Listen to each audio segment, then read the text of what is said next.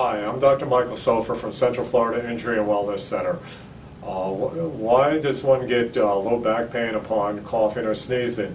Again, there's an interdiscal pressure that's put on the spine and spinal cord when one sneezes or coughs. If one has a herniated disc or a disc bulge, that will cause pressure on the nerves, emanating in a pain type of sensation. I'm Dr. Michael Sofer from Central Florida Injury and